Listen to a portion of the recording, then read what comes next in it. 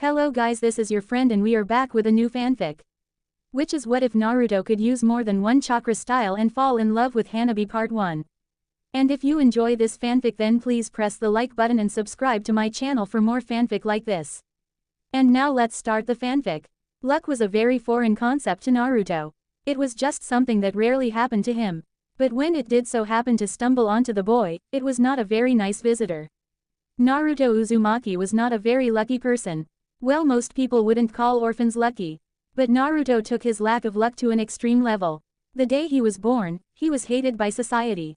The villagers of Konoha, the village hidden in the leaves, seemed to outright hate the boy.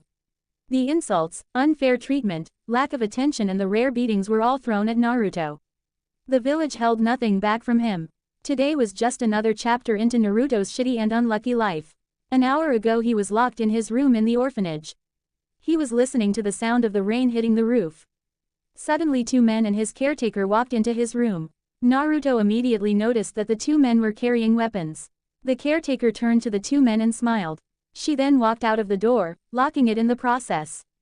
"Oh, I am so going to enjoy this," one of the men said. Naruto started to slowly crawl back as the men started to walk towards him. Naruto's eyes widened as he felt his back impact against the wall. He looked up and saw the two men staring at him with a predatory look in their eyes. Tears started to pool into Naruto's as he tried to stop the unavoidable. Please don't hurt me," Naruto whimpered pathetically. One of the men sneered and came across Naruto's face with his club. Naruto slammed into the wall roughly and slid to the ground with a groan. Naruto could tell that the man had broken his jaw, gave him a black eye and he could feel the massive amount of blood pooling into his mouth. This did not worth Naruto as he felt the usual rush of chakra go to his cheek and immediately felt his wounds start to heal. Naruto looked up in fear as the two men descended on him. They proceeded to beat him violently. At one point the caretaker came to check on the two men. The other orphans quietly followed her, wondering why she was up so late at night. They watched in fascination as the adults continued to beat on Naruto. Naruto managed to lock eyes with each of the orphans. He began to plead and beg them for their help but none of them attempted to help him. After about a half of hour, the adults stopped beating on Naruto. They then roughly grabbed him and threw him into the streets. And even worse for Naruto, it was a stormy night. Naruto got up as the door slammed behind him loudly. He hissed in pain and started to limp off into the streets. The storm had managed to shut down all of Konoha. No shop or stand was open. Naruto was left deserted in the streets. After several minutes of painful walking, Naruto had managed to walk into the village's center. To his left stood the Hokage Tower. There worked the Hokage, the strongest ninja in the village, Hiruzen Sarutobi. The Hokage was probably the only one in the village that showed even an inkling of love towards Naruto. The Hokage tried his best to support Naruto while trying not to look biased towards him. Unfortunately he was not able to do much. It only got Naruto a couple trips to the ramen stand. But that was not enough to compensate for the treatment of the villagers. All around him stood the shops and stands of the people who hated him. The ones that tortured and abused him. They all surrounded him. Naruto was not a very lucky person indeed. Now statistically the chances of ever getting struck by lightning in anybody's life is 1 in 5,000. The chance of getting struck by lightning in a year is 1 in 700,000. Now the chance of ever getting struck in any living moment is 1 in 8,987,657. Now it would take a very unlucky person to get struck by lightning ever. Fortunately for lightning and unfortunately for Naruto, he was a very unlucky person. Naruto felt the lightning before he heard the thunder. He felt the air around him electrify. When he looked up, he saw a white streak that was coming straight towards him. Before Naruto could even move, the lightning hit him, head first. Naruto felt a searing hot pain streaming through his body. His muscles screamed in pain as the high amount of electrical energy tore through them. He fell to the ground in a sizzling and spasming pile of flesh. Naruto lay unconscious in the middle of the village. The rain pounded against his body. The ground beneath him was burnt black. It was a bad day for Naruto indeed. Early next morning, Hiruzen Sarutobi led a very exciting life. He had met and personally befriended the first, second and fourth Hokages. He had fought through 3 great shinobi wars. He had become Hokage, retired and then became Hokage again. It was a very exciting and fulfilling life. But the one thing that always bothered him was a boy named Naruto Uzumaki. Now Hiruzen was there for Naruto's birth, and since that day he knew that he would be a special boy. But as of lately he has doubted his earlier judgment. Naruto's potential seemed to have been snuffed out by the villagers. Hiruzen walked out of the Hokage tower, stretching himself out. He had stayed overnight in an attempt to overcome his infinite amount of paperwork. Unfortunately he had lost the battle. Hiruzen began to walk towards the village square, as it was a stop during his usual early morning walk. There was a large crowd gathering in the center of the village. It was weird that this huge amount of people would be up in Konoha. Hiruzen made it to the crowd. He started to push his way through the crowd. When he got the center, he saw a horrific sight. Naruto lay in the village center. The earth under him was scorched black. He lay on his back. His body would spasm at random occurrence. His hair was standing up on its end. "Move," Hiruzen said. The crowd looked back and saw that a furious Hokage was standing behind them. They quickly cleared a way for him. Hiruzen rushed to Naruto and quickly grabbed him up in his arms. He immediately received a very strong electrical shock that sent him falling back several feet. He quickly jumped up with a surprised look on his face. "Anbu, get me Asuma," Hiruzen said. Two shadows seemed to flicker off in the distance. Hiruzen waited near Naruto for several seconds. He then turned to the villagers with a pissed-off look on his face. "If I find out that any of you did this to him, I will personally execute you and every single one of your family members. I will wipe your pathetic existence from the world if you did this," Hiruzen said. The villagers took a step back in fear. They knew that they did to do anything, but the pure anger in Hiruzen's voice made them truly believe that he would take the order through without hesitation and maybe a bit of pleasure. Asuma landed in the middle of the crowd. He looked at his father with a confused look on his face. Sarutobi pointed at Naruto. Asuma turned and saw the electrical currents coming off of Naruto. He nodded and then started to walk towards Naruto. He knelt down and held his arms out, and greenish glow started to surround his arm. He then slowly picked Naruto off of the ground. The electricity coming off of Naruto didn't seem to affect Asuma.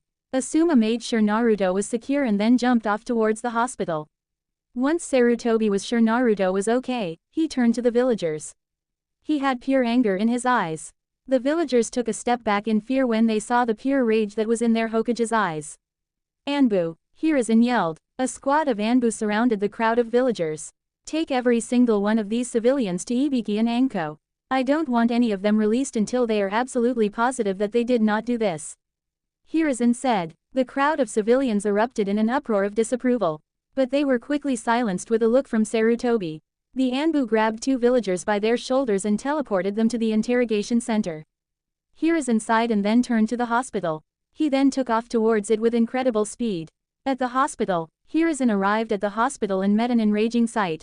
Asuma was still in the waiting room, arguing with the receptionist. It seemed like the receptionist would not allow Naruto in. Now normally Asuma would just push past her, but with an injured Naruto in his arms, he couldn't risk injuring her further. Asuma patience had been extremely tested in the last hour. First his father calls him during his vacation. He then finds out that Naruto had been extremely injured by an attack by the villagers. Asuma sprinted at full speed towards the hospital while trying not to jostle Naruto. When he arrived, he thought the worst part was over. Unfortunately he was wrong. This bitch of a receptionist would not allow him in with Naruto. It seems like they wouldn't heal the demon in this hospital. So for the 15 minutes, he had been arguing with her to let Naruto in. He didn't want to attack her in fear that if he left Naruto unattended, something would happen to him. Asuma was continuing to argue with the receptionist. Suddenly a blur shot past him and the receptionist suddenly disappeared. Asuma looked towards the direction that the blur shot to. He was surprised to see that his father was actually the unknown blur. Hiruzen had the receptionist pinned to the wall. His hands were enclosed around her throat. He turned back to Asuma. "Go on, take him to operating room 9. I will send my personal doctor to deal with him. For now I will deal with this woman," Hiruzen said. Asuma nodded and then shot down the hallway. Hiruzen turned back to the receptionist. Her hands were scratching at his hand. "You dare to refuse the treatment of a civilian? This comes under treason. For that you must be executed," Hiruzen said. His grip started to increase and the receptionist's face started to change color. Hiruzen's grip still increased and the receptionist's resistance slowly became weaker. Suddenly a crack was heard in the waiting area. The receptionist fell to the ground with her head leaning at an awkward angle. Hiruzen stood above her with a furious look. He then turned and walked into the hospital's hallway, leaving a wait room full of terrified people. Outside of Operation Room 9. Hiruzen stood outside of Operation Room 9 with Asuma by his side. Asuma had dropped him into the room and Hiruzen's doctor had immediately appeared behind him. He had kicked Asuma out of the room and started to operate on Naruto. That had been 2 hours ago. Now Hiruzen and Asuma were waiting for the results. Hiruzen's doctor came out of the room. He had sweat coming down his forehead. His looked tired and worried. He looked towards Hiruzen with a sad look on his face. Well Hajime, what's wrong with him? Hiruzen asked. Hajime led them into the room.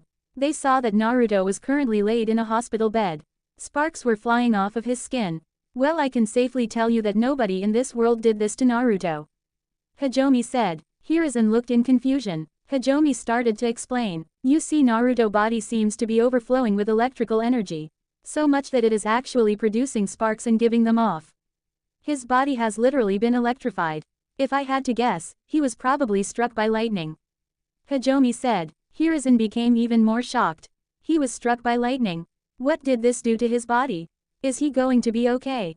Hiruzen asked. Hajime turned to Naruto. Normally when a person gets struck by lightning head-on, the heat would normally kill them instantly.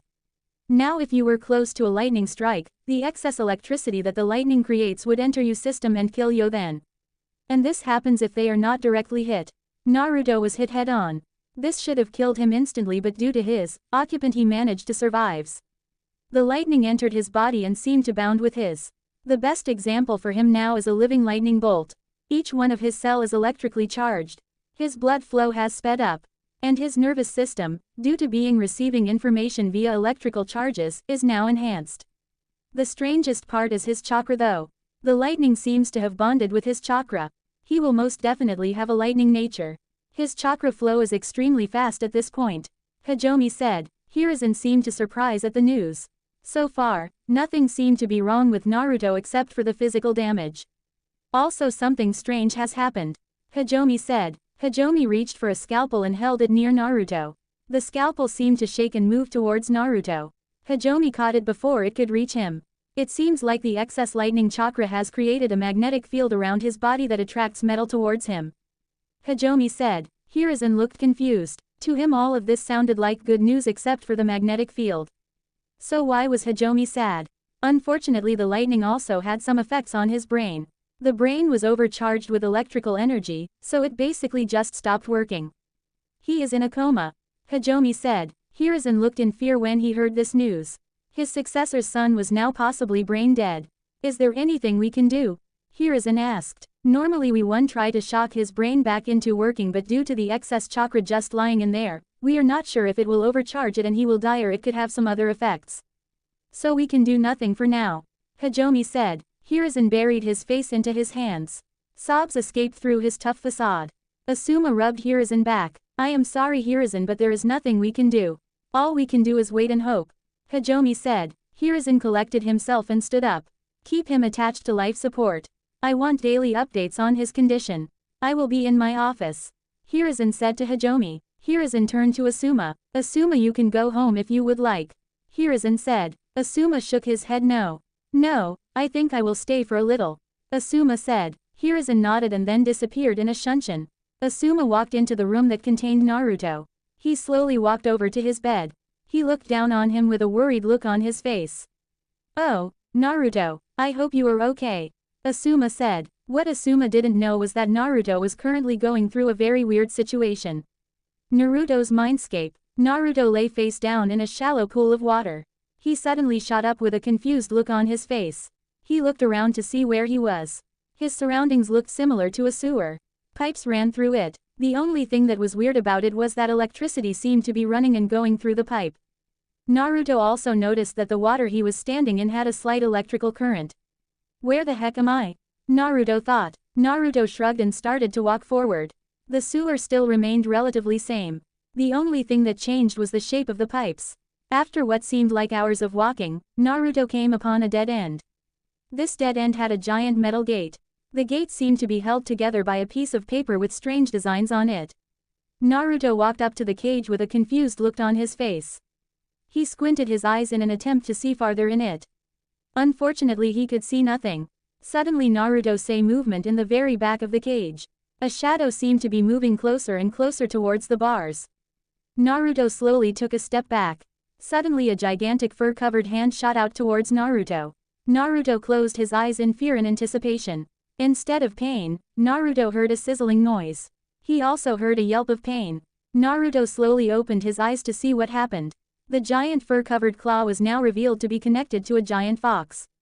The fox had red fur and had nine tails flowing hypnotically behind it. Naruto stared in shock and awe at the gigantic creature. "What do you want, boy?" the fox asked with anger. Naruto just stared in shock. After several seconds of silence, the fox seemed to be getting agitated. It suddenly let out a loud roar that immediately shocked Naruto out of his frozen state. "What was that for?" Naruto asked. "I asked you a question. I expect it to be answered intelligently, not with a dumb stare," the fox said. Naruto huffed in anger at the light insult. He then looked up at the fox with amazement in his eyes. "Who are you?" Naruto said. The fox seemed to contemplate whether or not it should answer. In the end, it decided it would. "I am the Almight Kyuubi, leader and most powerful of the tailed beast," Kyuubi said. Naruto looked Kyuubi with confusion still masking his face. "What are the tailed beasts?" Naruto asked. "The tailed beast are beast made completely of chakra. We terrorize and destroy the world. We are feared by everyone," Kyuubi said. Naruto nodded his head in understatement. He then started to look around the sewer. "Where are we and why didn't you attack me?" Naruto said. Kyuubi sighed in frustration. It really didn't feel like answering all these questions. But it decided to humor the boy. "This is your mindscape, boy. It is a representation of your sanity and your happy place. Unfortunately, it is not so happy.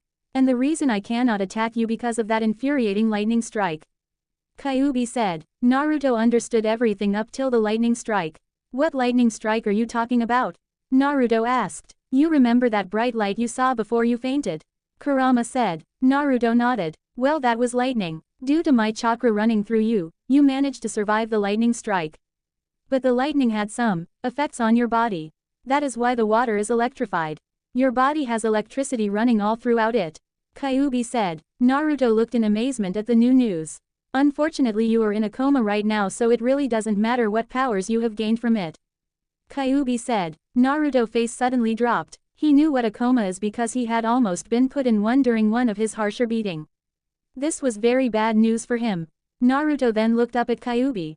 "One last question. Why are you here? The history books said that you were killed by the fourth Hokage," Naruto said. The Kyuubi sighed and sat down. Its tails were still moving hypnotically behind it. "Your fourth Hokage didn't kill me. Nobody can kill a tailed beast. He actually sealed me inside of you. This is why the villagers hate you," Kyuubi said. Naruto looked in shock at the news. "Why, you are the reason why everybody hates me?" Naruto asked. Kyuubi let out a small laugh. "Yes, I am, and I really don't give a fuck about it. It is not my fault that your stupid Hokage forget that containers are hated. Don't blame me, blame your Hokage," Kyuubi said. Naruto still looked in shock at the news. Now he knew why they hated him. Now he knew why they called him demon. Now he knew why he wasn't loved. It was all because of a stupid fox. "Didn't I just tell you, Tad, it wasn't my fault? Now I know you really are stupid, Kyuubi." Naruto grew angry at Kyuubi's words.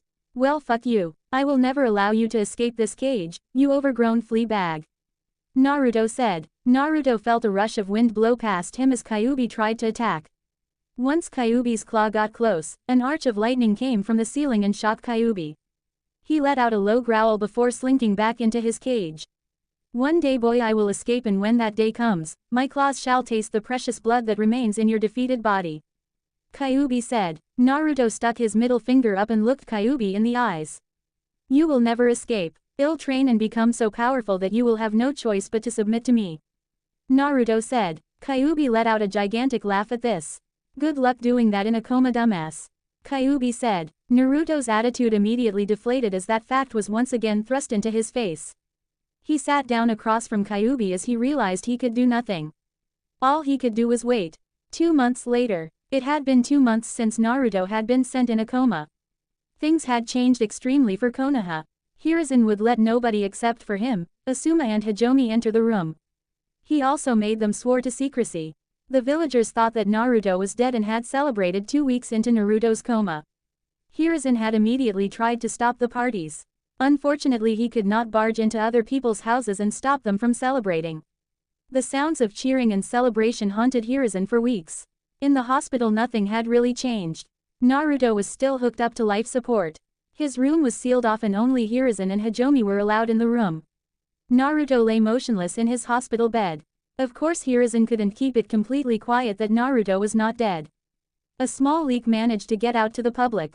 Now normally, most people would be happy if the person they hated were in a coma. Unfortunately for Naruto, Konoha civilians weren't normal. The villagers gathered together and started to charge the hospital. It was a quiet dark night in Konoha. The village was calm, the lights were out, the children were sleeping, everything was fine. What is this? We find a large group seemingly sneaking through the village. If we take a closer look we see that most of this group is made out of civilians due to their actual lack of stealth. The civilians slowly stalked their way towards the hospital. Once they reached it, one of the figures in the crowd stalked forward. It reached inside of their pockets and pulled out a key and unlocked the door to the hospital. No alarm was set off. The crowd slowly filed into the hospital waiting room. When the person who had the key made sure that everybody was in, they locked the door behind them. The person with the key then started to lead them through the winding halls of the hospital. They stopped in front of a room with a large 9 above the door. "Okay, he is in room 9. A figure said in the crowd. The civilians all filed into the room. It was a tight fit but they managed. They all surrounded Naruto with their makeshift weapon drawn. On the count of 3, we end this demon's life. The leader of the group said. All of the occupants of the room minus Naruto let out a yell of acceptance. 1, 2, inside of the seal. For the past 2 months, a lot of things have changed between Naruto and Kyuubi. And by a lot, I mean a little. Kyuubi would repeatedly send insults towards Naruto that seemed to get more and more obscene with each one. Naruto would take the insults in stride and respond with his own. It was a hate-hate relationship. Naruto was currently sitting in an open field with his eyes closed. He had figured out how to change his mind's cape in the first month. He had changed it into a forest, reminiscent of the forest of death, but the sunlight managed to reach the floor. Unfortunately for Kyuubi, he decided not to let him get too much freedom. Kyuubi was attached to a gigantic tree that was larger than him. He had a very short leash that stopped him from doing anything. Suddenly Naruto heard Kyuubi let out a low laugh. Naruto looked at him with confusion. "Hey dumbass, some of your oh-so-precious villagers are attacking your body," Kyuubi said. Naruto flinched in fear. "What am I going to do?" Naruto said. Kyuubi gave off a loud yawn before stretching lazily. "Fuck if I care. Deal with it yourself," Kyuubi said before going further into his cage. Naruto sighed and started to rack his in an attempt to think of a way to escape his coma. Suddenly a kanji appeared in front of him.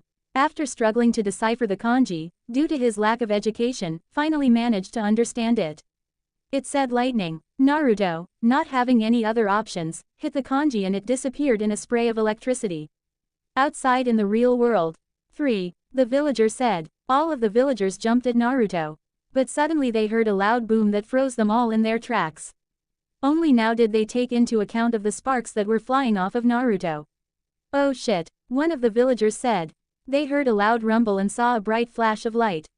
The last thing they felt was intense pain. The last thing they saw was Naruto getting struck by lightning, again. With the Hokage. The past 2 months had been hell for the Hokage. The day after Naruto was struck by lightning, the news that he was in a coma was immediately spread into the village. Of course the villagers thought he was dead. Celebration was spread throughout the village. Ninja and civilians alike celebrated the death of Naruto Uzumaki. Hiruzen immediately ran into the streets to stop the celebration. The only thing he managed to do was to send the celebrations into the villagers' houses. Yes, things had not been good for Hiruzen. Hiruzen was staring out of his window on a late clear night. He had not been able to get much sleep in the last 2 months. He had opted to stare out of the windows onto the village. Honestly, he was really staring at the hospital that contained Naruto. He really wondered when he would come out of his coma or if he even would. Hiruzen found a weird occurrence start to appear over the hospital. Black clouds started to swirl over the hospital. Hiruzen then heard a loud blast of thunder. He flinched as the thunder almost deafened him. Suddenly he saw a red lightning bolt come soaring out of the clouds. The lightning broke through the roof of the hospital and seemed to reach towards the ground floor. "Naruto," Hiruzen whispered before disappearing in a burst of speed. At the hospital, villagers lay dead surrounding Naruto's bed. Naruto groggily rose from his bed. He opened his eyes and the first sight that greeted him were the dead bodies of some of his more outspoken haters. Strangely, he didn't feel remorse. He actually felt happiness, excitement maybe. Naruto did not understand why he felt happy about seeing these people dead. Hiruzen crashed through the window. He looked around the room and was surprised to see the huge amount of dead civilians. He was also surprised to see that Naruto was actually awake. Naruto-kun, what happened? Did you see that lightning bolt? Hiruzen said. Naruto slowly turned around and the shock that greeted Hiruzen's eyes was surprising. Naruto's once blue eyes were now electrifying yellow. What's wrong, Oji-san? Naruto said. Nothing, Naruto-kun. Just go back to sleep. Hiruzen said. Just awoken from a coma, Naruto was actually still tired. So he happily agreed and laid back to sleep. Hiruzen silently signaled his Anbu and picked up the dead bodies around Naruto. They noticed that parts of their bodies were melted. They were confused on what killed them but regardless picked up the bodies and took them away. In Naruto's mindscape, Naruto reawakened inside of his mindscape. He saw the Kyuubi was still sitting there patiently for him. Surprised to see that you aren't dead yet. Kyuubi said. Naruto stuck his tongue out and then stretched. He laid his body against the soft ground and promptly fell to sleep. Kyuubi stared at Naruto with malice in his eyes. Your ignorance shall be my freedom. Kyuubi said. The next morning, Naruto woke up the next morning. He lazily stretched his muscles and jumped out of bed. He rushed out of his door and immediately slammed into a nurse. The nurse started to apologize but then she saw whom she was actually apologizing to. Hey boy, get back into your room. The nurse said. Naruto stuck out his tongue and sped away. The nurse noticed that Naruto was actually faster than most kids his age, ninja or not, should be. Naruto sped through the villagers, running in between adults' legs and zigzagging through the crowds. He noticed that he seemed much faster than usual. To the villagers who watched Naruto, they noticed that he was leaving a yellow outline of himself when he ran. Mind. After several minutes of running, Naruto arrived at the only restaurant, if it could be called that actually served him. Naruto plopped himself onto a chair. Ayame-chan, I am back. Naruto yelled. A young woman stepped out from the back of the restaurant. The woman had long, brown hair with brown eyes and fair skin. She wore a white robe with the sleeves folded with a dark blue apron. Naruto-kun, it's so nice to see you. Where were you? How are you? Are you okay? Ayame said as she ran over to Naruto and gave him a hug. I'm okay, Ayame-chan. I was just in a coma. Naruto said cheerfully. Ayame let out a sweat drop at the way Naruto just said he was in a coma. She decided to drop it and start on Naruto's regular order. You should rape her. She has a fine figure. Kyuubi said within Naruto's mind. Naruto looked around in fear at first thinking that the Kyuubi had broken free. But after seeing no traces of the gigantic demonic fox, Naruto figured the fox was speaking from his seal. Stop talking in my mind. Naruto yelled out loud. Ayame and the rest of the occupants of the stand looked at him with confusion. When they saw what spoke out loud, they returned to their meals, ignoring the demon brat. Hiruzen walked into the ramen shop minutes after Naruto started to eat. He sat down in the seat next to him and placed his hand on Naruto's shoulder. Naruto, I know that you were kicked out of the orphanage and I apologize for that. But I found you a new apartment and I have a surprise for you. Hiruzen said. Naruto stopped eating and slurped the last bit of ramen that was in his mouth. He turned to Hiruzen. What is it, Oji-san? Naruto said. Naruto, how would you like to join the Ninja Academy? Hiruzen said. Of course I want to join. Naruto yelled before hugging Hiruzen. Hiruzen chuckled and let Naruto hug him. It was the least he could for the boy. That is good. Now let's get you to your new apartment. Hiruzen said. Hiruzen paid for Naruto's meal and walked out of the stand with Naruto. While Naruto was walking through the streets he noticed the looks of hatred he was getting from the villagers. 2 months ago he would have shied away from looks. But now for some reason, the looks agitated him. He was pissed. Naruto raised his middle finger and flipped off all of the villagers. The villagers looked in shock as a 5-year-old just flipped them off. Hiruzen saw what Naruto was doing and stopped walking to scold him. Kill them all. Give them a reason to hate you. Make them fear you, Kyuubi said. Naruto shook his head to get Kyuubi's voice out of his head. Naruto-kun, you should not do that to the villagers. You should respect them, Hiruzen said. Naruto fiercely turned to Hiruzen. Hiruzen noticed that he had passion burning in his eyes. No, not anymore, Oji-san. I am tired of dealing with their bullshit. I am not going to lie down and take it anymore. If they want to give me those dirty looks, I will feel free to do the same. Naruto said. Hiruzen looked in shock at Naruto's declaration. I am tired of it, Oji-san. I am not taking it anymore. I am Naruto Uzumaki, damn it. And I am not going to take their shit anymore. Naruto said. Naruto and Hiruzen didn't know, but that proclamation started a ripple through the ninja world. That proclamation had sent the ninja world. The boy struck by lightning was about to be introduced onto the ninja world. It had been 3 weeks since Naruto had awakened from his coma. After his outburst with Hiruzen, Hiruzen had taken him to his new apartment. The apartment wasn't anything too special, but it was perfect for Naruto. It had a small kitchen with a single bedroom. It had plenty of closet space with a living room that was big enough to fit a TV and a couch. Naruto immediately fell in love with the apartment. It was stocked fully with food and bookshelves that contained books concerning first-year academy education. Naruto was now outside facing a tree with a determined look on his face. You see, most 5-year kids spend their time playing with their friends or their toys. But Naruto was different. He had been pushed around too much in his opinions. So he drove himself into training. The first thing he realized was that his chakra control was shit. It took him almost 3 full weeks to get the leaf exercise together. This consisted of him trying to stick a leaf or several leaves on his body using only his chakra. Most of the time the leaf would blow away as soon as it made contact with his skin. But Naruto was not undeterred. After weeks of training he managed to get the leaves on his body. But now he faced his greatest challenge so far. Tree climbing. Now, just from the title, most people would think this was a simple task even for civilians. Unfortunately for young ninjas in training, this was a hard task. Naruto had to use chakra to stick himself onto the tree and climb up it. This was a chakra control exercise that was meant to sharpen his chakra control. Naruto took off running off towards the tree.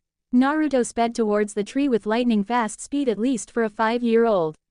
He approached the tree and slammed his foot against it. His other foot slammed roughly against the bark. Naruto took another step that sent him several more feet up the tree. Naruto was about to take another step when he felt himself losing grip. No, Naruto said. Naruto's foot slipped off from the tree. His hands were thrown into the air in an attempt to grab a branch to hold him up. Unfortunately, there was nothing for him to hold. Naruto slammed roughly into the ground back first. He groaned in pain as waves of it were sent through his body. In the back of his mind he could hear Kyuubi laughing at his pain. Oh, you shut up, you stupid fox. Naruto said. This only made Kyuubi laugh even more. Naruto stood up and looked at the tree. One day I will conquer you. I will defeat you, almighty tree. You and your children saplings will bow down to me. Naruto said. The tree obviously did not answer Naruto. This only pissed Naruto off. Naruto heard some more chuckling from behind him. He turned around with an angry look on his face because he thought the other trees were mocking him. Instead it was Hiruzen. Naruto's face split into a wide grin.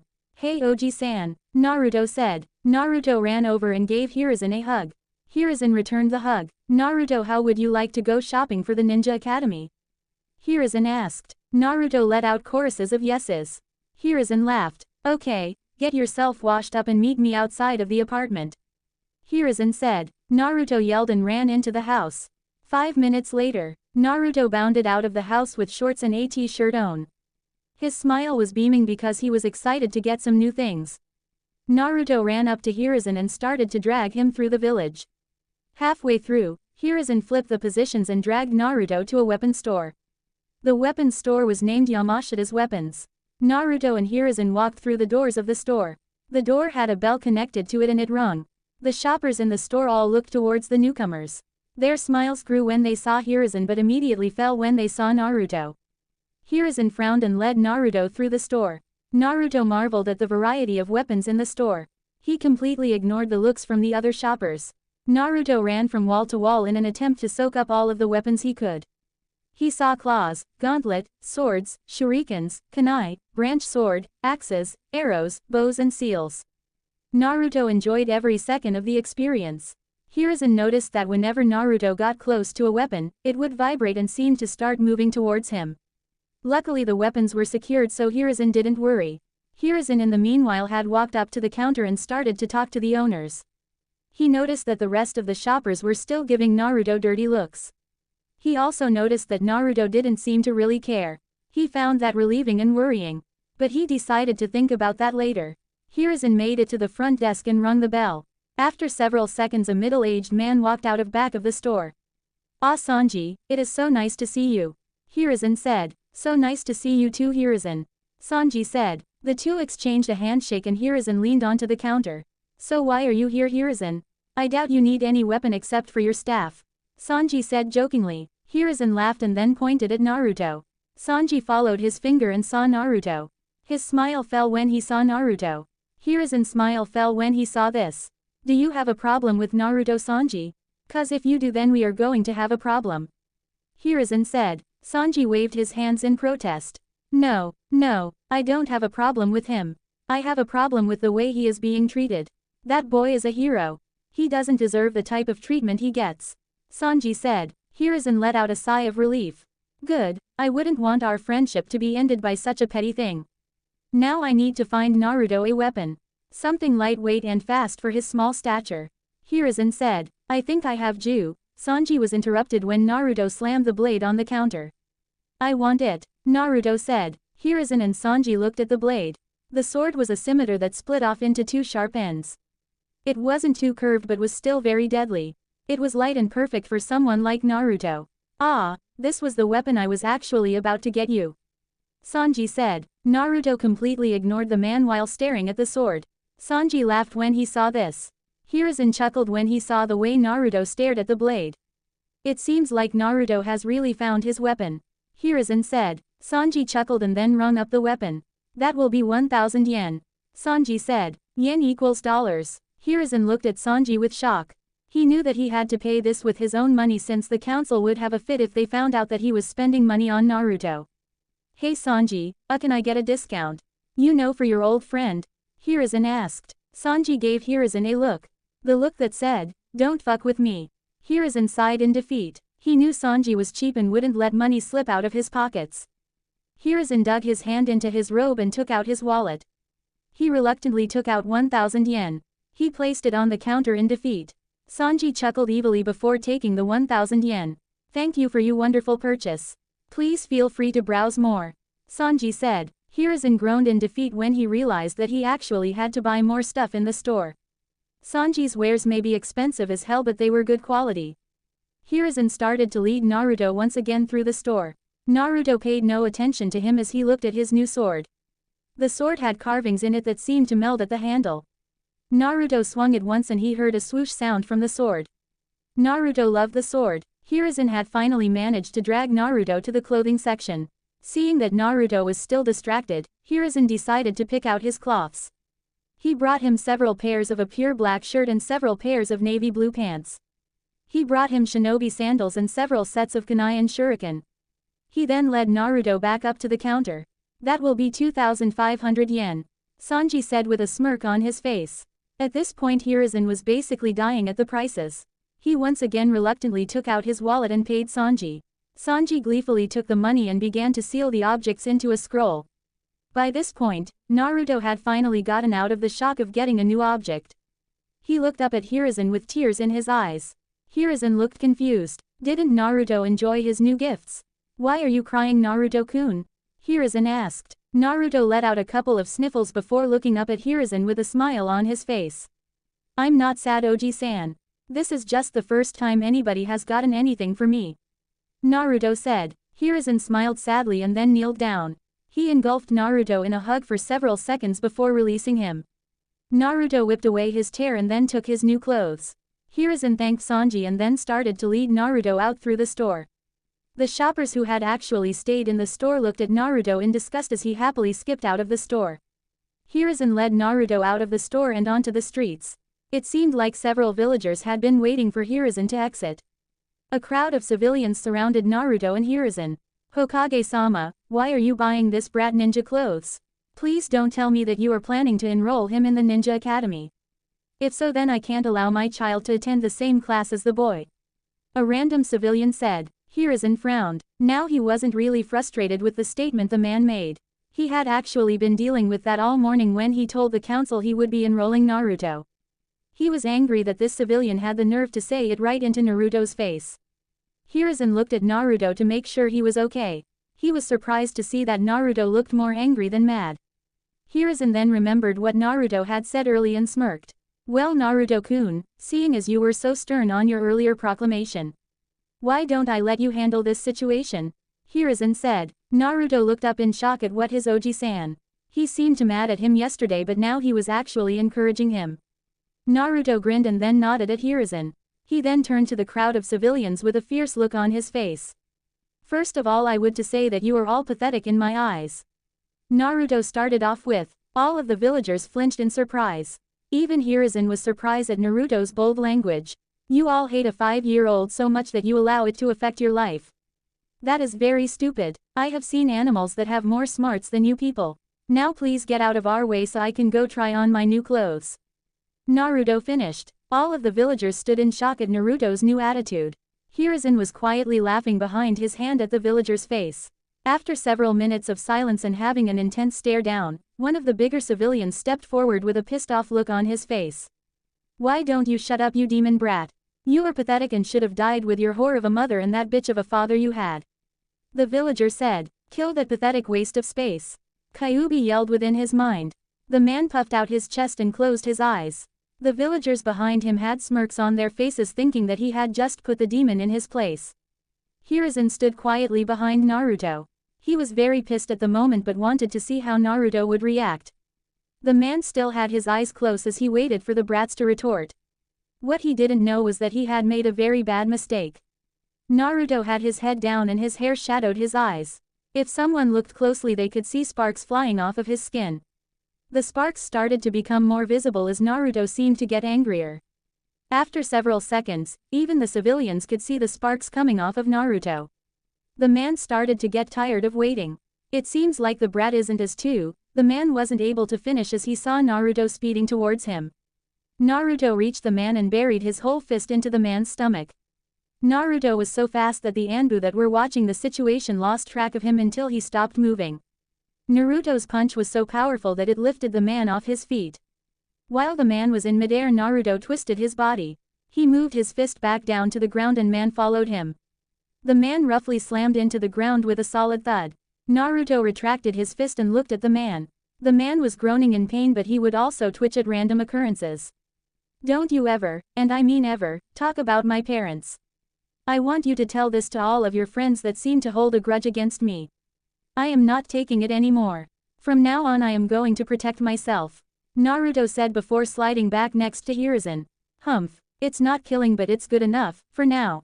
Kyuubi said. Hiruzen stood in shock at Naruto's speed and power. A 5-year-old had managed to lift a grown man off of his feet. He was also surprised at the sparks that seemed to be coming off of Naruto. It seemed like whatever effects Naruto got from the lightning, it was permanent. Good job Naruto-kun, Hiruzen said while ruffling Naruto's hair. Hiruzen smiled and then turned to the group of civilians. As for you guy, I honestly don't care whether or not your bigotry will not allow your children to join Naruto in learning the ninja arts. Hiruzen said. Hiruzen then turned to the down man. And as for you, I will not be arresting you today. I think the aspect of you getting your beat by a 5-year-old is punishment enough for a man like you. Hiruzen said with a smirk on his face. The man let out a groan of pain and completely ignored Hiruzen. Hiruzen stood up and then looked at Naruto. Well, why don't we go home Naruto-kun? Hiruzen asked. Naruto nodded and Hiruzen led him through the stunned crowd.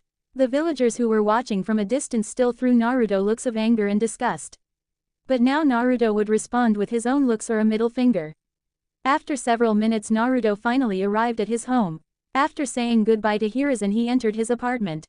He put away his new clothes and got into his bed. It was a little early for him to go to sleep but he was tired. Naruto fell asleep with a smile on his face. Naruto's mindscape. Naruto opened his eyes to see himself back in his mindscape. He saw Kyuubi lazily sitting in his cage. When Kyuubi saw Naruto, he let out a low growl. What the hell do you want, you damn brat? Kyuubi said. Why can't we just be friends Kyuubi-san?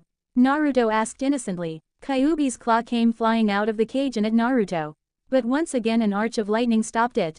It's because I want to kill you idiot. I am the Nine-Tails Fox, a being made completely of chakra and hatred. I don't want to be your friend. The only reason I am even conversing with you is because I can't kill you.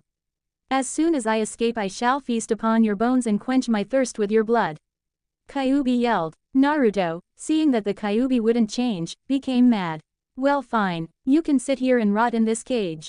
You'll never get out, Naruto yelled. Kyuubi chuckled and sat down on its 4 legs. Even if I don't escape boy, I will make your life yell. You can never escape me boy. We are sealed and for as long as that remains true, I will make sure to torture you. Now get out of my presence. Kyuubi said before realizing a powerful roar. The roar blasted Naruto back into the darkness that seemed to inhabit his mind and out of his mindscape. Real world, Naruto shot out of his bed with sweat covering his body. After collecting himself, Naruto started his day. He put on a pair of his new clothes and ran straight outside to his dreaded enemy the tree. He took a running start and put his foot onto the tree. He continued to slowly climb up the tree, 1 foot at a time. After several seconds he finally made it to the top. He began to cheer in excitement. Unfortunately, he lost his concentration and fell back to the ground. He slammed back first into the ground. He groaned in pain and anger. Naruto jumped back up and attempted to walk up the tree again. This time he was successful and he was able to walk back down. Naruto continued this for half an hour. After that he was satisfied that he had gotten down tree climbing. It was also at that exact moment that Hiruzen came into Naruto's backyard. Hey Naruto-kun, it's good to see you practicing your ninja techniques. Hiruzen said. Naruto turned around in surprise and smiled when he saw that his Oji-san was there. Thank you Oji-san, I want to be the best ninja in Konoha. I need to practice, Naruto said. Hiruzen chuckled at Naruto's enthusiasm. That's good to know Naruto-kun. I just wanted to tell you that the Ninja Academy starts in 2 weeks. Hiruzen said. Naruto nodded. Once Hiruzen made sure he was okay, he shunshined away leaving Naruto to his thought. I am going to need to step up my training. Naruto thought. Well trial and error hasn't failed me yet. Naruto said before diving back into his training with more vigor. 1 week and 6 days later. Naruto had gone through some rigorous training. He would force himself to go through different exercises such as push-ups, sit-ups, pull-ups, chin-ups. After finishing his physical exercises, he would then go into his house and read up on his books.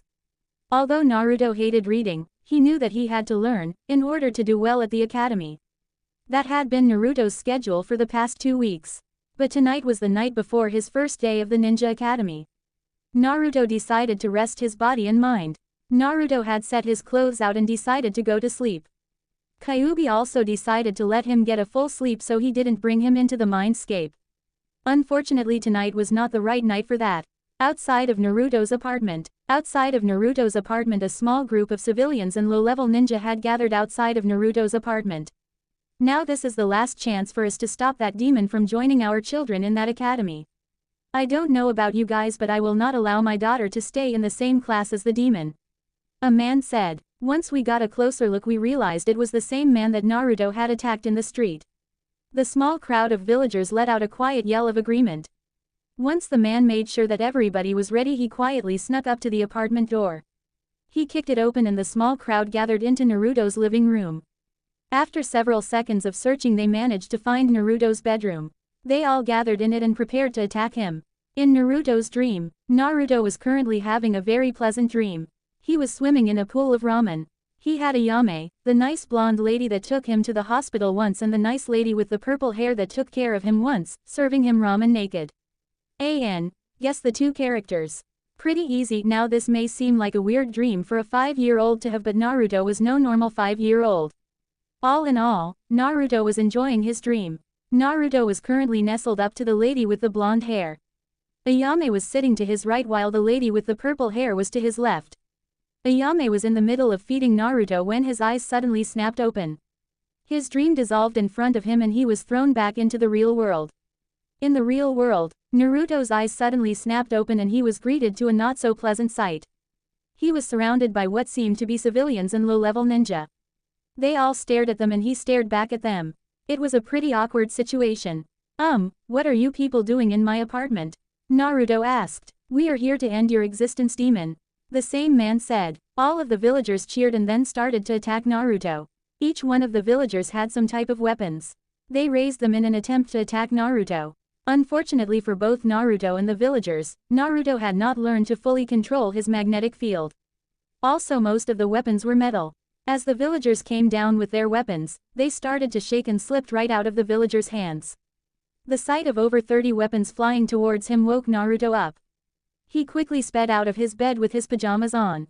Naruto landed on his floor several feet away from the crowd. He growled and then shot towards his closet. He returned out of it with his scimitar. Naruto then charged the villager. Yes, spill their blood, paint your walls with it. Kyuubi yelled with glee. The first person Naruto met was a civilian. Naruto appeared with his scimitar ready to slash the civilian. The civilian threw a sloppy punch that Naruto ducked under. While Naruto was crouched, he stabbed his scimitar into the villager's stomach. He retracted the sword and then dodged the falling body of the villager. Suddenly the small group of 5 genin jumped in front of Naruto. One of them threw a haymaker at Naruto's body. Naruto dodged to his left but the other genin was waiting for him. Naruto slashed but that genin countered with his kunai. The two were now engaged in a power struggle. Unfortunately for the genin, his kunai was metal. Naruto closed his eyes and the sparks started to come off of his skin stronger. Suddenly the genin started to shake randomly. The genin fell to the ground, twitching randomly. Naruto had managed to shock the genin using the electricity that came off his body. Naruto had no time to enjoy his slight victory because of the other 4 genins. He turned around and saw 2 of the genins were flying towards him.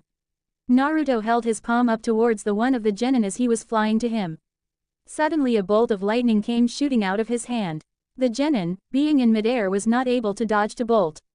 He fell to the ground, a twitching and burning mess.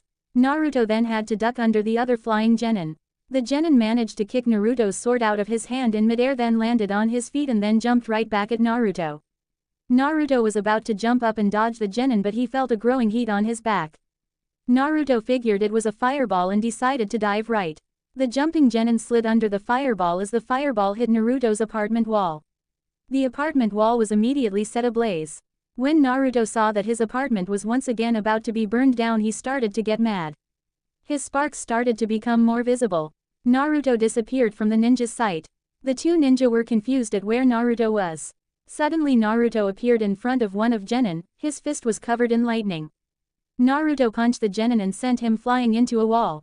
Naruto then threw another punch but the genin dodged. Naruto continued to throw punches but the genin dodged. The genin finally threw a punch that sent Naruto flying through the burning wall. Naruto landed roughly in the streets of Konoha. The 2 remaining genins appeared in front of Naruto with smirks on their face. The civilians that were in the apartment had filed out when they saw that the apartment was burning down. Now they watched from the sidelines as the ninja dealt with Naruto. Well, looks how far the demon has fallen. Any last words? One of the genin said. Naruto said nothing but closed his eyes. The genin took this as a sign of defeat and took out a kunai. Naruto opened his eyes and saw the kunai. His eyes suddenly brightened as if he had an idea. Suddenly sparks started to fly off of Naruto. This was the biggest amount that anybody had ever seen. The kunai came whizzing out of the genin's hand. Naruto moved his body so the kunai dug into his shoulder. The genin looked in surprise. Suddenly the genin heard a crash noise behind him. He turned around and saw that Naruto's scimitar was rocketing towards him. The scimitar buried itself hilt deep inside of the genin's chest. The other genin looked in shock as he saw that his partner had just died. Naruto saw that the other genin was distracted and quickly pulled the kunai out of his shoulder. He threw it and it buried itself into the other genin's stomach. The surrounding civilians stood in shock that Naruto had just killed and injured 5 genins. Hiruzen landed in front of the scene several seconds later. He was shocked to see Naruto kneeling down on the ground with the bodies of 2 genins next to him. He was also surprised to see that Naruto's new apartment was now set ablaze. Naruto-kun, what happened? Hiruzen said. These people attacked me while I was asleep. I defended myself but none of them set my apartment on fire. Naruto said with tears in his eyes. He was upset that he had already lost his new apartment. Defending myself? Ha! You know you enjoyed every moment of killing those pathetic flesh bags. Kyuubi said. Shut up, Kyuubi, Naruto yelled within his mind. I'll shut up when you finally admit you enjoyed killing these humans. Kyuubi said. Hiruzen glanced at the dead bodies. He secretly signaled his Anbu to take the dead to the medical center and take the injured and surrounding civilians to the interrogation and torture department. The Anbu dropped from the roof and took the civilians and ninja away. Why don't you stay with me tomorrow? You can stay with me until we find you somewhere else to live. Hiruzen said. Naruto nodded and then Hiruzen took them away back to his house. Hiruzen got Naruto to sleep and then Sunshine to the IATD. When he got there, all of the civilians and ninja were in separate cells. A man stood in the middle of all of it. The man was tall and very intimidating. He had a bandana on and a scar running down his eyes. His face seemed to be set in stone. He had a black overcoat on. He was Ibiki, leader of the IATD. What can you tell me, Ibiki? Hiruzen asked. A lot actually. They all seemed excited to tell about how they almost killed the demon.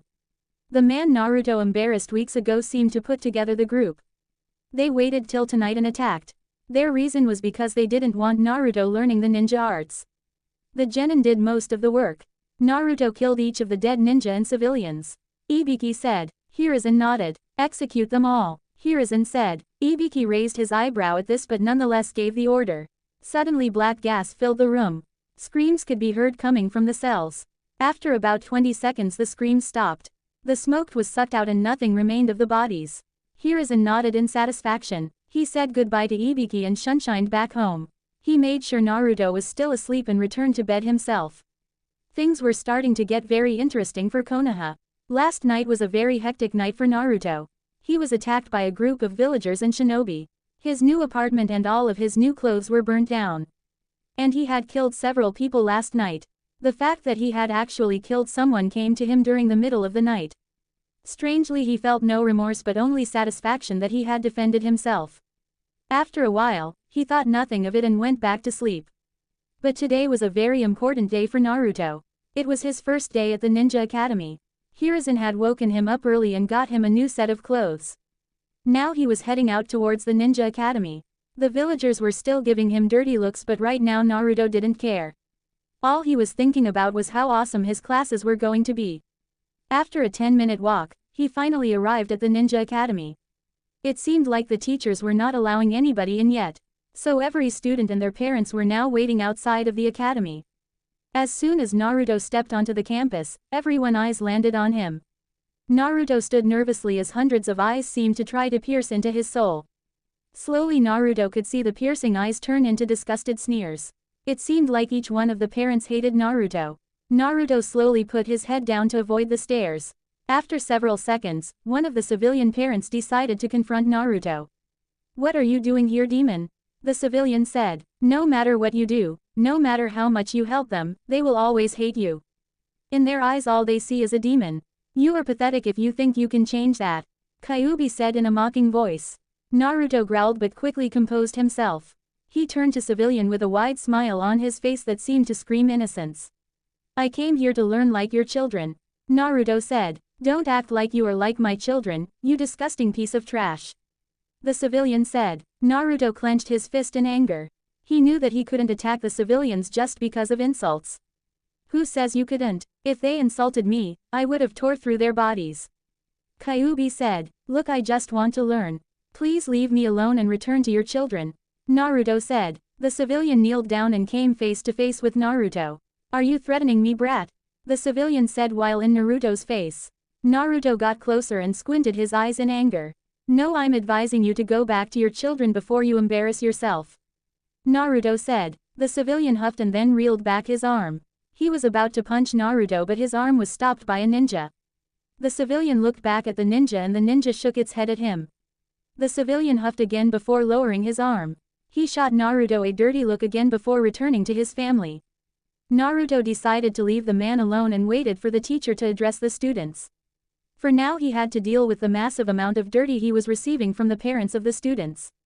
"I really hoped he punched you.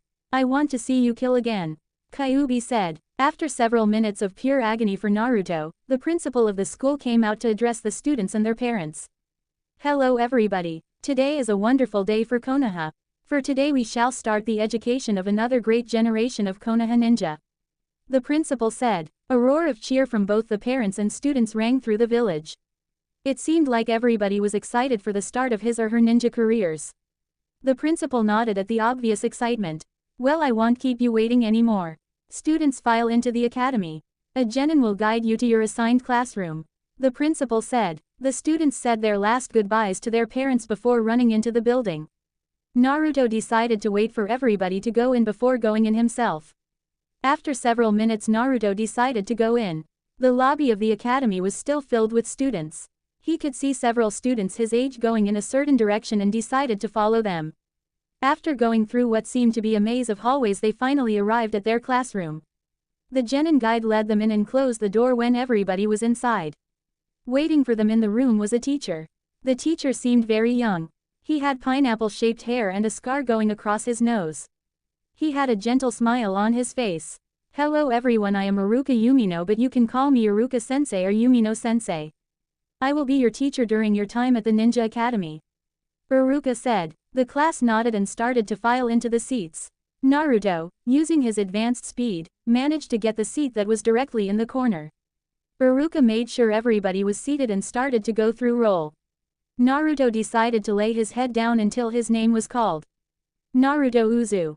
"Maki," Iruka said hesitantly, "looks like your teacher is another one of your haters," Kyuubi said. Naruto raised his head and said here. When he raised his head he came eye to eye with Iruka. Naruto could see a lot of hate hidden in his eyes. Naruto sighed before laying his head back down. This was not going to be a very good experience for Naruto. Later that day, Naruto barged into the Sarutobi clan home with his head down. He marched towards him appointed room and slammed the door behind him. He would not answer for anybody, even Asuma. Hokage Tower. Hiruzen was currently buried under the bane of all leaders, paperwork. It seemed like he was getting a lot of complaints with Naruto going to the academy this morning. Suddenly Asuma barged into Hiruzen's office. Now usually Hiruzen would be mad, but he was currently in the need of a break. "What's wrong, Asuma-kun?" Hiruzen said. When Naruto got home from the academy today, he immediately locked himself in his room. "I suspect something bad happened to him at the academy today," Asuma said. Hiruzen sighed and nodded. He had figured something would go wrong today. "I understand. Leave him alone until I get home. I'll try to see if I can coax him out of his room," Hiruzen said. Asuma nodded and then shunshined away. Hiruzen sighed and then got back to his paperwork. Couple hours later, Hiruzen had finally left his office and was now on his way home. The whole time he was doing paperwork, he was also worrying about Naruto. Hiruzen arrived at his house and walked through the doors. Asuma and his grandson Konohamaru immediately greeted him. He waved hello before going upstairs to Naruto. Hiruzen arrived at Naruto's room. He lightly knocked on the door. He got no response. "Naruto-kun, it's me," Hiruzen said softly. Hiruzen waited several seconds and then heard a click. He twisted the handle of the door and was in. He saw Naruto was sitting on his bed with his head down. Hiruzen sat on the bed next to Naruto. "Naruto, what happened at the academy?" Hiruzen asked. Naruto remained quiet for a while before lifting his head. "They kicked me out. As soon as the teacher saw me he kicked me out of the room. He said I didn't deserve to learn in his class. I wasn't even allowed to attend the first lesson," Naruto said. "Stop bitching about it, you fucking. If they annoy you, just kill them," Kyuubi said. Hiruzen fist tightened to an extreme measure. He had assigned Iruka to teach Naruto because he thought he was able to get over his hatred for him. Obviously that did not happen. "It's okay, Naruto-kun. Your teacher was just acting stupid. I promise it won't happen again," Hiruzen said. "You say that, but it will happen. These villagers hate me. One day the villagers will push me to Gar and then." Naruto stopped talking as sparks started to fly off him rapidly. Hiruzen placed his hand onto Naruto's shoulder to calm him. After several seconds Naruto calmed down. "Naruto-kun, I will personally deal with your new teacher. I guarantee you that you will no longer get treated like that in the academy again," Hiruzen said. Naruto looked up at Hiruzen's eyes. He saw the honesty and truth in his eyes. Naruto nodded. When Hiruzen saw that Naruto was now okay, he smiled. "Good, now go asleep. Imagine that tomorrow is your first day at the academy," Hiruzen said. Naruto jumped back into his bed and quickly fell asleep. Hopefully tomorrow was better for him. Hiruzen left the room and went to his at-home office. He threw his hand up and two Anbu appeared in front of him. "I want you to bring me Iruka Yumino immediately. I don't care if he is asleep or having. I want him here now," Hiruzen said, yelled with barely contained anger. The two Anbu disappeared in a shunshin. After 5 minutes the two Anbu reappeared with Iruka in their grasp. He looked tired, confused and angry. "Hokage-sama, why did you summon me this late at night? Can't this wait until the morning?" Iruka asked groggily. Hiruzen slowly stood up and seemed to glide towards Iruka. He looked at him for several seconds before suddenly thrusted his hand out and wrapped it around Iruka's neck. He then lifted Iruka by his neck. "I warned you, Yumino, I fucking warned you. Yet you didn't believe me." I said you were to treat him regularly like the other children, yet you didn't do it. I should kill you for your ignorance. Hiruzen said angrily. Iruka's hands were flying up to Hiruzen's. He was trying to peel Hiruzen's hands off his neck. Unfortunately, it was a desperate and worthless attempt. Hiruzen was just too strong and too angry to let go right now. Unfortunately, you are the only teacher that can change their ways. So for now I will allow you to live. But if you dare go against my orders again and do something to hurt Naruto, I will wipe your existence from this planet. Hiruzen said. Hiruzen loosened his grip and Iruka fell to the floor in a coughing and shivering pile of flesh. Hiruzen looked down onto with disgust. Get him out my office and return him to his house. Make sure to remind him that he still has to teach tomorrow. Hiruzen said. The Anbu nodded and then grabbed Iruka. They then disappeared in a shunshin. Hiruzen sighed and then returned to bed. Sometimes being the Hokage required a little tough love. Next day, Naruto awoke the next morning feeling refreshed and excited for his first day at the academy. He was hoping that his teacher wouldn't be such an asshole this time. After having a hearty breakfast and saying goodbye to Asuma and Hiruzen, Naruto took off to the academy. As usual, he had to deal with the constant glares and harsh whispers from the villagers. But Naruto paid no attention to the villagers and continued his journey to the academy. After several minutes he arrived at the academy. Naruto walked into the classroom and took his seat in the corner of the room. He was the first to arrive, so he decided to lay his head down. After about 10 minutes the first of the students started to trickle into the room. By now Naruto had fallen asleep, so he paid no attention to his fellow students. If he had been awake he would have noticed that the arriving students seemed to be trying to avoid sitting next to him. It seemed that their parents heard that Naruto was in their class and told them to avoid him. After 10 more minutes the remaining students filed into the room. Naruto woke up from his little nap to see Iruka walking into the room. As soon as Iruka saw Naruto, his face tightened. His smile became forced and his stance became defensive. Luckily for him he was able to play it off, because if he didn't, the Anbu outside of the academy would have captured him and kill him. Iruka took a seat at the desk and started to take roll. When he got to Naruto's name, he gave a small pause before forcing out the name. Naruto gave a weak, "Here." After that Iruka continued to roll with no problems. After taking roll Iruka started the class. Okay class, the first thing we will start going over is the history of Konoha. If you would please turn to page 5 in your history book. Iruka said. All of the class let out a groan but still took out their textbooks. As soon as Naruto saw the page of the textbook he knew today was going to be very boring. Kami, kill me now, Naruto thought to himself. I'll gladly do it for her. Kyuubi said. Midday lunch break. Students filed out the academy, excited to be able to take a break and meet up with their new friends. Naruto was also excited to have the opportunity to meet some new friends. Naruto saw 2 girls playing alone and decided to try and talk to them. Sakura Haruno had never been a very popular girl. She would usually stay in the house to try to avoid talking to other children. But today she met her new friend Ino and that all changed. Ino had made Sakura more talkative and open to new people. But now they were both playing in the field during their recess. Naruto slowly walked up to the 2 girls. He lightly tapped Sakura on her shoulder. She turned around in surprise to see a blonde-haired boy standing behind her nervously. She smiled and waved at him. Hello, my name is Naruto Uzumaki. I was wondering if you wanted to play with me, Naruto said. Sakura's face fell when she heard Naruto's name. Her mother had told her that he was a demon and was the reason her brother and uncle had died. Number. My mother said you were a demon and I shouldn't play with you. Sakura said. TCH, what a childish excuse. This girl is going to grow up weak if she idly believes everything her parents say. Kyuubi suggested. Naruto's face fell but then returned to normal when he remembered Ino was still there. He turned to her but his face fell again when he saw the expression on her face. It was a look of disgust. Naruto turned around with tears in his eyes and saw that his entire class seemed to be looking at him with disgust and mistrust in his eyes. When Naruto saw this he dashed away, crying. As soon as he ran away, the bell rung signaling that recess was over. The students filed back into the room and not a thought was given to Naruto. With Naruto was running through the forest with his fist in his eyes. He was really upset that all of his classmates hated him like their parents. Naruto ran through the forest blindly in an attempt to put as much distance from him and his classmates. Naruto ran through the forest dodging trees and jumping over log. Naruto jumped over a log and landed on the ground. Or he would have landed on the ground if it weren't a pit hole. Naruto fell into the hole screaming. Naruto fell onto the ground with a loud thump. He groaned as he got up.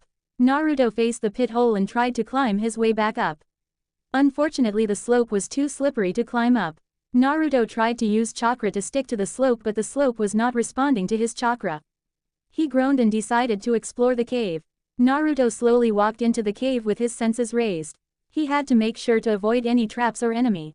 Naruto continued to travel further and further into the cave. After a half of hour of exploring, Naruto entered into a cavern. The cavern contained a podium with a large scroll on it. The walls were littered with hanging plants and bloody claw marks on it. "Don't open that scroll," Kyuubi suddenly said. Naruto seemed confused at Kyuubi's sudden speech but decided to go against the beast's order. Naruto walked up to the scroll and took it off of the podium. The podium suddenly started to shake as the entrance was suddenly blocked by a large amount of rock. Blades started to swing from the ceiling in an attempt to kill Naruto.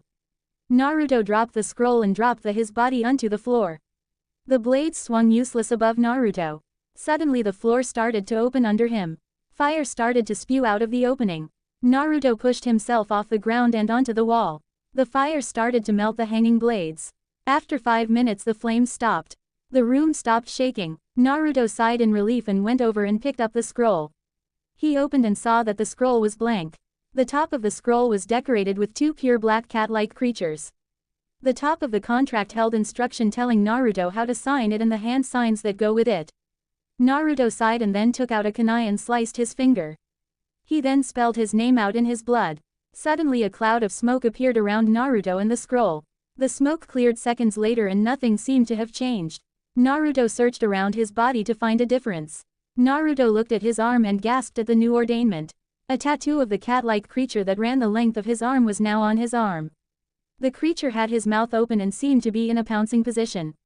Naruto looked back at the scroll to see what he needed to do. Naruto went through the hand signs and then slammed his hands onto the ground. A human-sized puff of smoke appeared next to him. Naruto heard some loud growling coming from the smoke. Suddenly the creature that was on his arm pounced out of the smoke. Naruto managed to dodge the creature, only due to his training. The creature landed and growled at Naruto. It pounced once again at Naruto. Naruto ducked under it and managed to land a punch the creature in the stomach. The creature slammed into the ground in a heap of black fur. Naruto stood panting. He slowly started to walk to the downed creature. He kneeled down and touched it. It suddenly sprang up and faced Naruto. But instead of the snarling and angry face that Naruto had faced seconds ago, the creature now had a smiling face. "Hello young cub, I would like to inform you that you have just passed the Panther Clan summoning test," the newly named Panther said. Naruto looked confused at the Panther part. He had never heard of a Panther and that they had a clan. This is the Panther Clan. They are a summoning clan.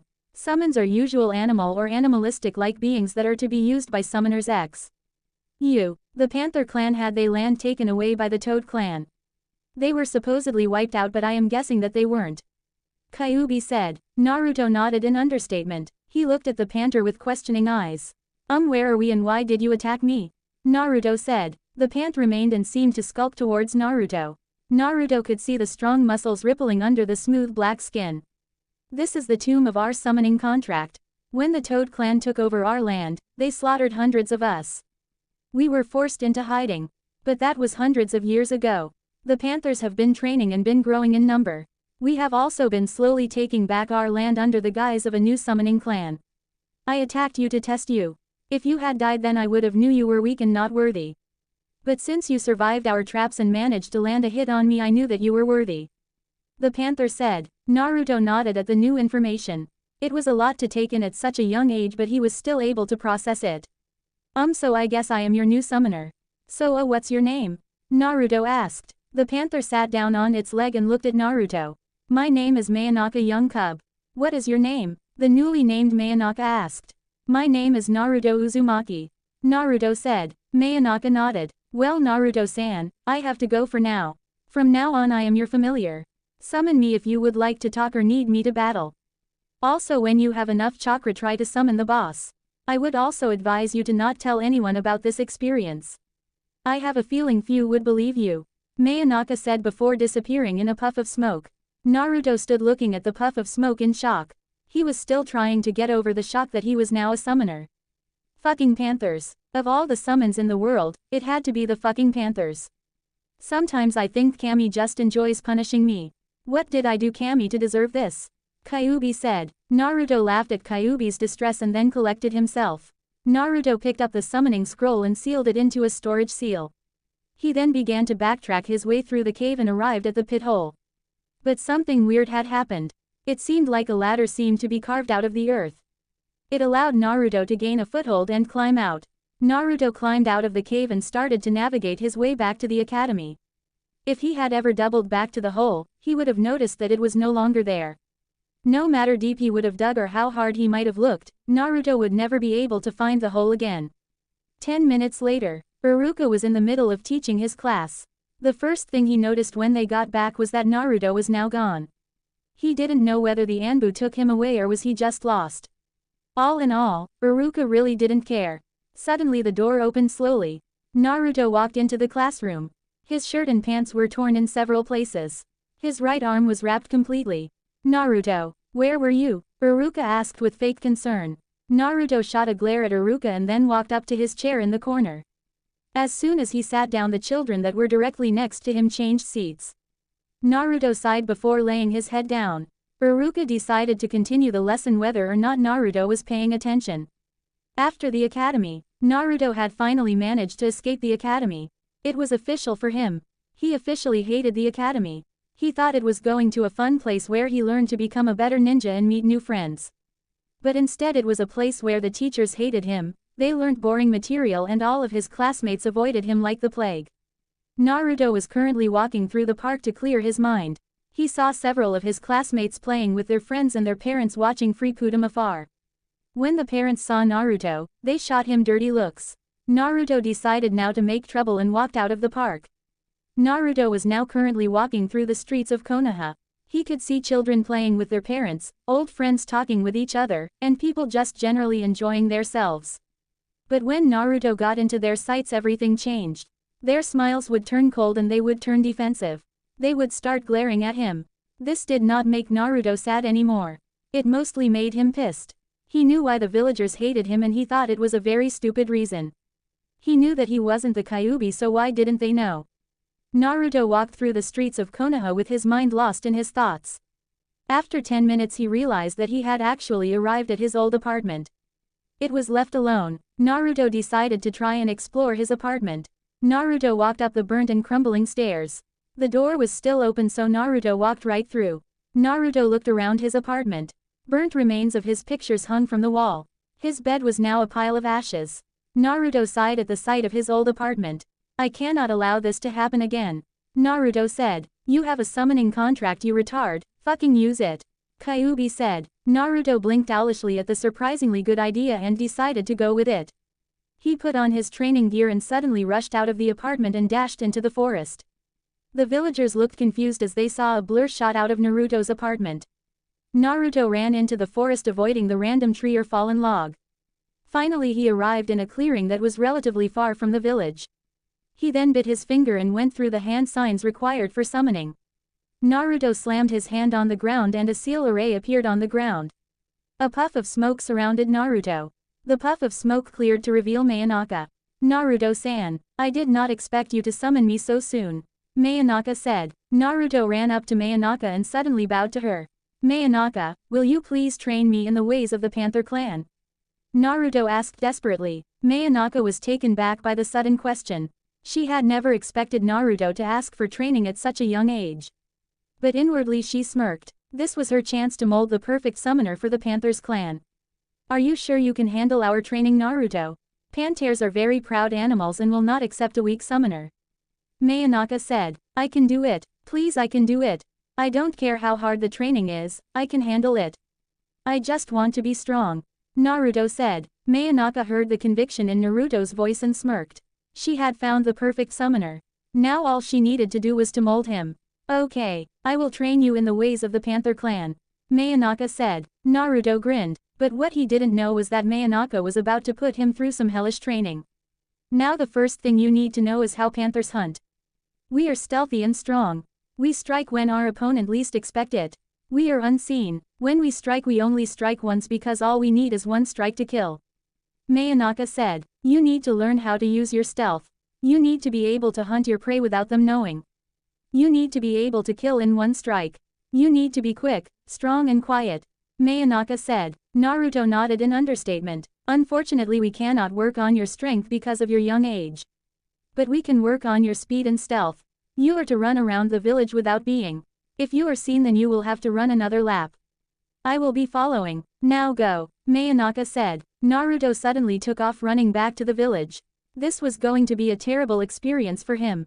5 hours later, Naruto sluggishly returned to the clearing he was originally in. He was forced to run 7 laps around the village. The first 3 laps Naruto was spotted immediately. After that it took about half the lap for him to be spotted. On the 7th lap, Naruto remained unspotted. Naruto lay down on the forest floor tired. Mayanaka skulked back into the forest clearing again with a smirk on her face. You did good Naruto-san. I expected you to have more laps. It seems your stealth and speed is actually pretty good. Of course they are not up to Jaguar standard but are still good. Mayanaka said, this is the end of your training. Return back here tomorrow once you're finished your daily activities. Mayanaka said before disappearing in a puff of smoke. Naruto sighed and then picked himself up from the ground. He then started to trudge his way back into the village. By this time, it was night and the only ones that were still in the streets were partying civilians and ninjas. Naruto managed to get back to the Sarutobi complex. He managed to sneak into his room. He groggily took off his clothes and collapsed in bed. He was asleep before his head even hit the pillow. Naruto was currently sitting on top of the Hokage's tower. Since he had been struck by lightning, he had found high places very relaxing. It has been 6 months since Naruto had asked Monoyaka to start training him. It was one of the best and worst decisions in his life. He had grown greatly in the areas of speed and stealth, but each day he would go home dead tired.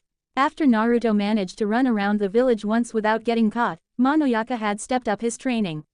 He now had to run around the village in under 30 minutes while not getting caught by any guards or any other summons Naruto had forced to summon.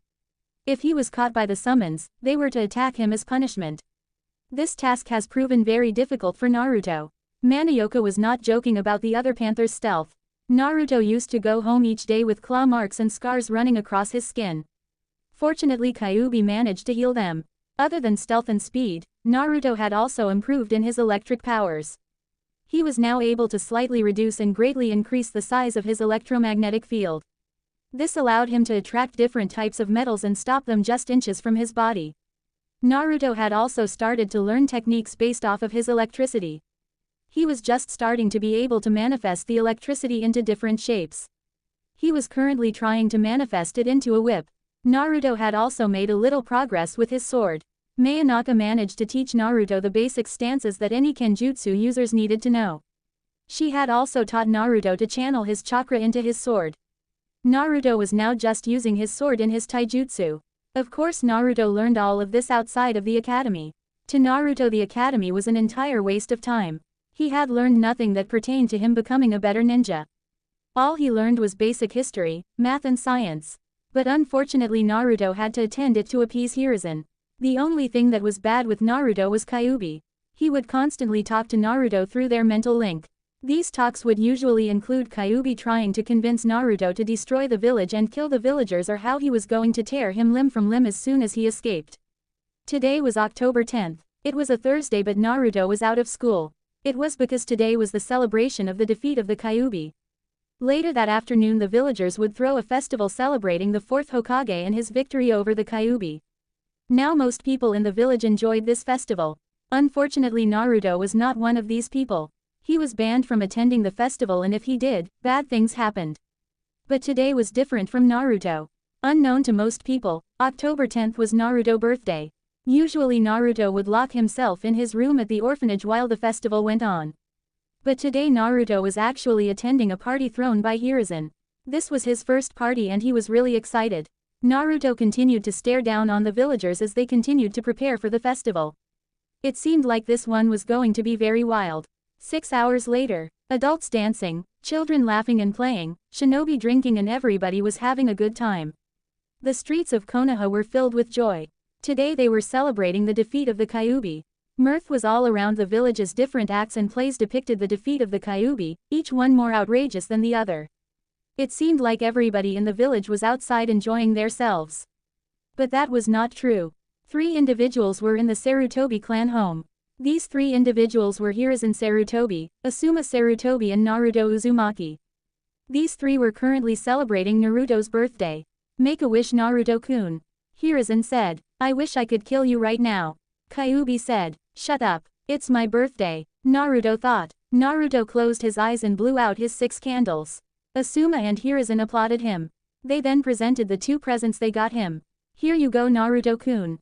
Hiruzen said. Naruto took the small box and unwrapped it carefully and slowly. He didn't want to break it because this was one of the first presents he had ever gotten. After unwrapping the box and opening, Naruto took out 2 gloves. Well, they were more like gauntlets considering the fact that it was mostly metal. These are to help you with your electric powers. The metal is highly sensitive to metal. So when you punch with them you can channel your lightning chakra through them. Hiruzen said. Naruto started in amazement at the new gloves. He put them on and immediately found they were too big. But suddenly he felt a prick on his arm and the gloves started to glow in a blue light. They then shrunk to fit snugly onto Naruto's hands. The gloves inside are lined with seals that help maintain their condition. It also has a seal that makes them shrink and grow according to your hand size. That prick you felt was it taking your blood. Now nobody but yourself will be able to use them. Hiruzen said. Naruto ran up and hugged Hiruzen for his new gift. Hiruzen chuckled and then returned the hug. After several seconds, Naruto let go of the hug and ran to Asuma. Asuma presented his gift to Naruto. Naruto once again carefully unwrapped the gift again. His face split into a grin when he saw what the box contained. The box contained several sets of brand new kunais, shuriken and senbon. Each weapon had a different design that made them look amazing. Naruto ran up and hugged Asuma for the gift. Asuma laughed and returned the hug to Naruto. Once the hug was over, Hiruzen sealed Naruto's new weapons in a scroll. Naruto refused to take off the gloves, saying that they were too comfortable. Hiruzen and Asuma just chuckled at his possessiveness. Hey Naruto, how would you like to go out into the festival? Asuma asked. Naruto suddenly stopped and took on a thinking look. Usually he would try to avoid the festival in fear that something bad would happen. But with his training and with Asuma and Hiruzen, he doubted that anything bad would happen. Sure, Naruto said. Asuma grinned and led Naruto out of the house with Hiruzen in tow. As soon as they stepped outside, Hiruzen was swept away by a wave of drunk villagers. Asuma and Naruto decided to go without him. The first thing Asuma took him to was game booth. The object of the game was to try to knock down 5 bottles that were stacked on top of each other. Asuma gave the booth runner 5 yen for 5 balls. The balls were old and worn out. But they were perfect for Naruto. Naruto picked up the first ball and drew back his arm. His arm then shot forward, sending the ball in a bullet-like path. The ball crashed into the 5 bottles and sent them crashing to the floor. The ball crashed into the wall and fell to the floor. Naruto let out a cheer when he saw that he had won. The owner reluctantly gave Naruto his prize. It was a mini Kyuubi doll with its eyes as X's. Naruto handed it to Asuma, who sealed it into the seal that contained Naruto weapons. Naruto and Asuma decided to try another booth. When they arrived, Asuma once again paid the man that ran the booth. The man was about to give Naruto the darts but then got a closer look at his face. He immediately put the darts down and threw the money back at Asuma. We do not serve his kind here, the man said with disgust in his voice. Asuma looked in anger at what the man said. Naruto also looked evenly as angry. My father will be hearing about this, Asuma said. Just get away from my stand, demon lover, the booth owner said. Naruto and Asuma walked away from the booth in anger. The next hour was filled with them trying different booths and getting the same reaction as before. Now it seemed that everybody had gotten aware of Naruto's presence at the festival and all eyes seemed to be on him. What is he doing here? Why is Asuma leading it around? That demon shouldn't be here. Those were just some of the whispers that managed to reach the ears of Naruto.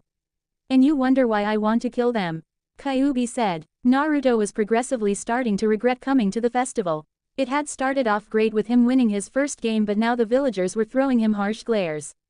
These seemed to be harsher than usual. Asuma-san, let's get out of here, Naruto said. Asuma looked down and frowned when he saw the upset look on Naruto's face. He slowly nodded and started to lead Naruto back to the Sarutobi compound. About halfway there, a wall of angry-looking civilians met them.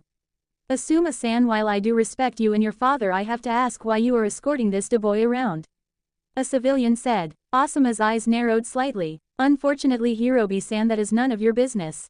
Now if you would excuse us, we have somewhere to go today. Asuma said. Asuma took a step forward, yet the wall of civilian did not move. Asuma's eyes once again narrowed. Unfortunately Asuma, I cannot allow you to walk that boy around. It is an insult to all of the lives that were lost years ago. Hirobi said. I don't know why it is an insult, because this boy had nothing to do with those deaths. I know your ignorance and stupidity sometimes make that hard for you to see. Asuma said with a slight smirk on his face. Hirobi growled and took a step forward. He started to reach for Naruto but had his hand swatted away by Asuma. Give me the boy, Asuma. You know what he did to this village. How can you just let this demon run around the village as if he didn't do anything? Hirobi said. Asuma remained quiet for several seconds before his knives appeared in his hands. You just broke a law that is punishable by death. Now die, Asuma said before slashing at Hirobi's neck. Her boy fell to the ground clutching his neck. Blood started to run over his hands. Asuma silently stepped around the dying Hirobi and continued to lead Naruto back to the Sarutobi compound. The wall of civilians broke apart when they saw the dying Hirobi. Ah, the sight of blood is so beautiful, Kyuubi said. After several minutes they finally arrived at the compound. Asuma led Naruto